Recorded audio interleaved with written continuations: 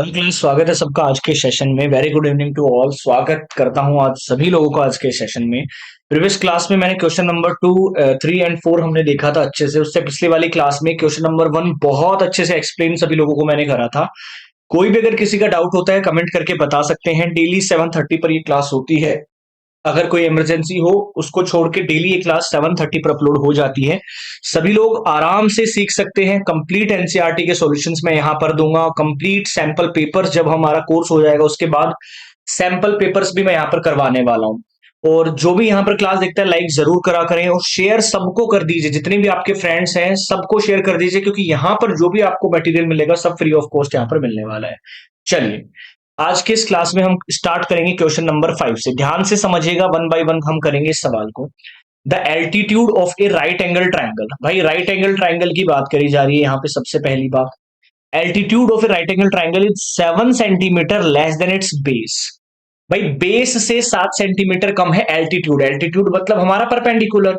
तो मैं मान लेता हूं कि बेस हमारा क्या है, एक्स है, सेंटीमीटर। तो परपेंडिकुलर कितना होगा, x-7, क्योंकि 7 सेंटीमीटर कम है।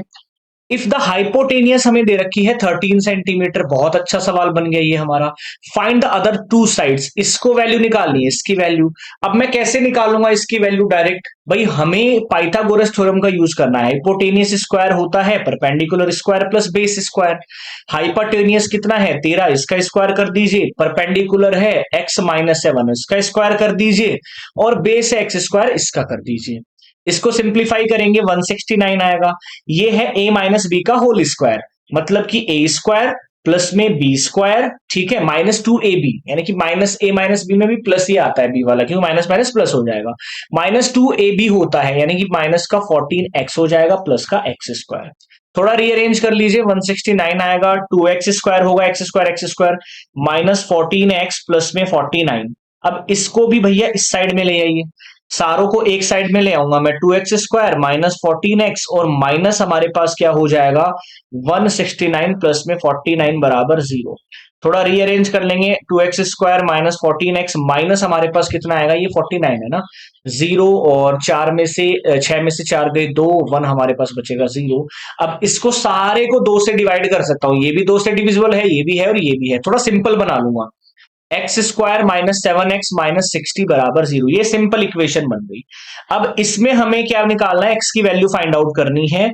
और मैं मिडिल टर्म को स्प्लिट करके निकालूंगा। इस टर्म को तोड़ करके निकालूंगा। कैसे तोड़ा जाता है, फर्स्ट और थर्ड को मल्टीप्लाई करो, एक्स स्क्वायर इंटू -60 बराबर -60x स्क्वायर। अब कैसे दो पेयर बनाते हैं ये भी अगर किसी को नहीं समझ में आ रहा है ना सवाल में, तो 60 के फैक्टर ऐसे निकाल लो। ये कितना जाएगा, 15 बार जाएगा, ये 3 बार जाएगा, 5।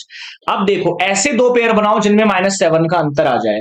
तो जैसे मैं कैसे बना सकता हूं, देखो, 3 दूनी 6 कर सकता हूं मैं, और 5 दूनी 10, ये हमारा नहीं बनेगा।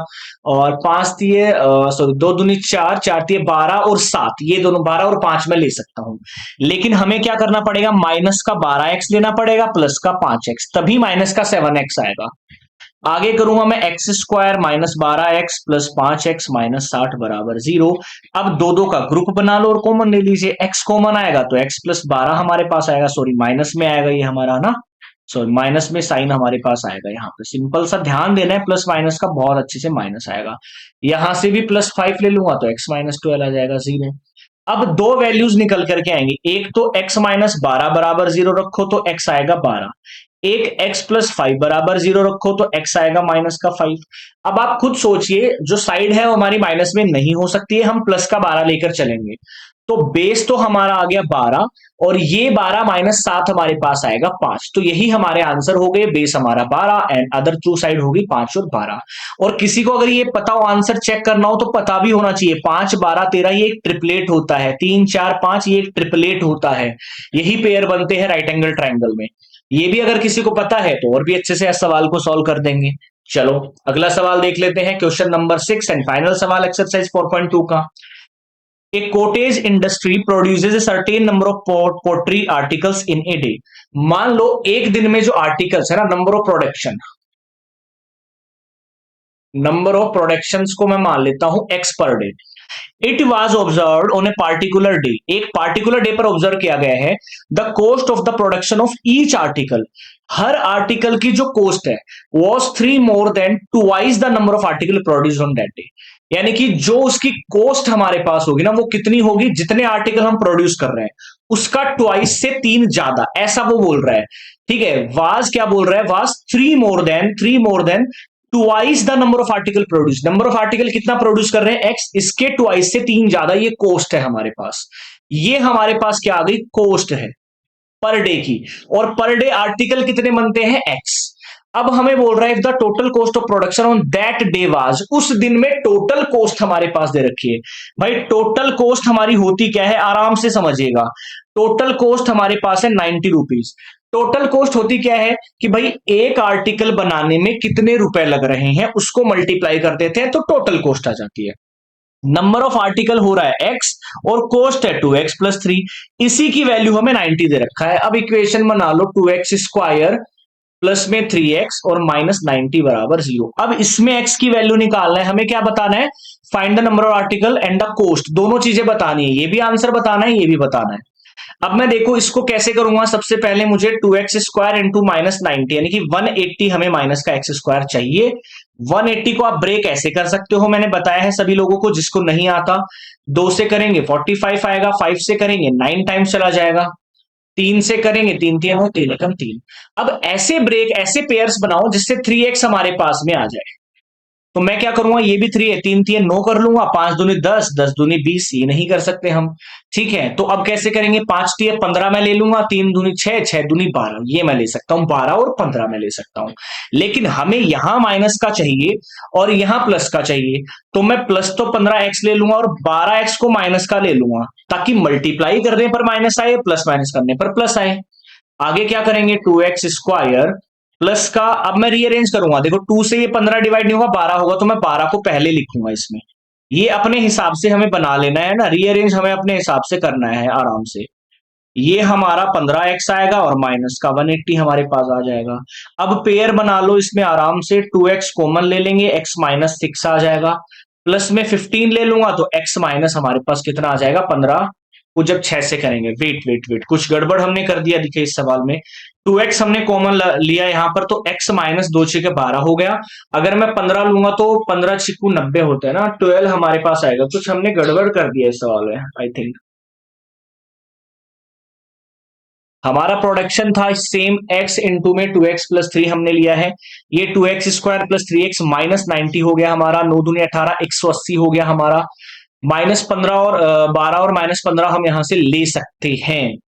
ठीक है, कुछ गड़बड़ तो नहीं हुआ यहाँ पर सवाल में हमसे, क्योंकि कॉमन हमें ऐसा ही चीज लेना होता है ना। ये x बच गया, लेकिन यहाँ पर 6 नहीं बचेगा, यहाँ 12 बचेगा, ये x माइनस 6 आ रहा है।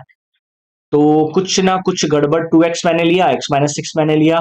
और चेक करिए चेक करिए चेक करिए, ये हमारा 3 3 9 5 3 15 मैंने यहां से लिया है, 3 दूनी 6, 6 दूनी 12 मैंने यहां से लिया, सब कुछ सही आ रहा है। दिक्कत कहाँ आ रही है फिर, जब मैं 2 को 90 से करूंगा -180 ही हमारे पास आने वाला है। और हमने क्या गड़बड़ करा है, क्या गड़बड़ करा है, कुछ गड़बड़ नहीं करा है। ठीक है, मैं एक बार वैल्यू उससे निकाल कर देखता हूं, श्रीधराचार्य वाले से, -b plus minus b² -4ac divided by 2a। ठीक है, इससे हम लोग निकालने की कोशिश करते हैं। यहां पर एबीसी क्या होता है इसी इक्वेशन में, a बराबर 2 है, b बराबर 3 है, c बराबर -90 है। तो -b यानी कि -3 प्लस माइनस b² मेरे पास क्या है, 3 3 9, प्लस मेरे पास आ जाएगा क्योंकि c माइनस में है, 4ac यानी कि 4 दूनी 8, 8 को 9 से करेंगे, 8 में 72, 720 हमारे पास आएगा। आंसर सही आना चाहिए, कुछ गड़बड़ हमने किया था, इसका मतलब ट्वाइस ऑफ a है, यानी कि 2 दूनी 4 है। -3 प्लस माइनस ये हमारे पास आएगा 729 डिवाइडेड बाई 4। अब 729 हमारा किसका स्क्वायर होता है, अगर मैं स्क्वायर की बात करूं यहां पर, है ना, तो हमारे पास 23 का स्क्वायर क्या होगा, 23 का तो नहीं हो सकता है ना,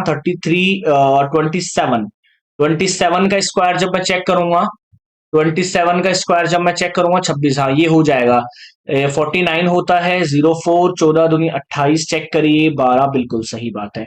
तो यहां से मेरा आंसर आएगा। ठीक है, चलो उस वाले से कुछ ना कुछ हमने गड़बड़ आई थिंक करा होगा इस वाले मेथड से, इसलिए नहीं आ रहा, बट फॉर्मूले से तो फिर भी आप निकाल ही लोगे। ठीक है, फॉर्मूले से तो फिर भी आप लोग निकाल ही लोगे। यहां पर है -3 प्लस माइनस हमारा 27 आएगा अपोन में 4। अब दो वैल्यू निकलेंगे, एक तो -3 + 27/4, एक -3 -27/4। अब ये माइनस में आंसर आएगा, ये मैं नहीं ले सकता क्योंकि जो कोस्ट है वो माइनस में थोड़ी ना आएगी। ये मैं आंसर लूंगा एक्स की वैल्यू। कितना मेरे पास आएगा 24/4 यानी कि 6 रुपीज। एक्स की वैल्यू आएगी 6 और कोस्ट हमारे पास आएगी 2 × 6 + 3 यानी कि 6 दूनी 12, 12 + 3 यानी कि 15 रुपए। सिंपल सा सवाल है, सिंपल से आंसर हम कर सकते हैं। तो ये फॉर्मूला भी आप लोगों को बहुत ध्यान रखना है क्योंकि सबसे इंपॉर्टेंट क्वाड्रेटिक इक्वेशन में यही है, क्योंकि यहीं से हम एक्सरसाइज 4.3 में पढ़ेंगे नेचर ऑफ रूट्स, इसी से निकालना सीखेंगे। उम्मीद करूंगा ये सवाल आपको समझ में आया होगा, पिछला सवाल भी समझ में आया होगा। कमेंट करके आप बता सकते हैं, आपके कोई भी अगर डाउट्स होते हैं, प्रीवियस चैप्टर्स में डाउट है वो भी आप बता सकते हैं। हर एक डाउट मैं आप लोगों का सॉल्व करने की पूरी कोशिश यहां पर करने वाला हूं। जय हिंद, जय भारत।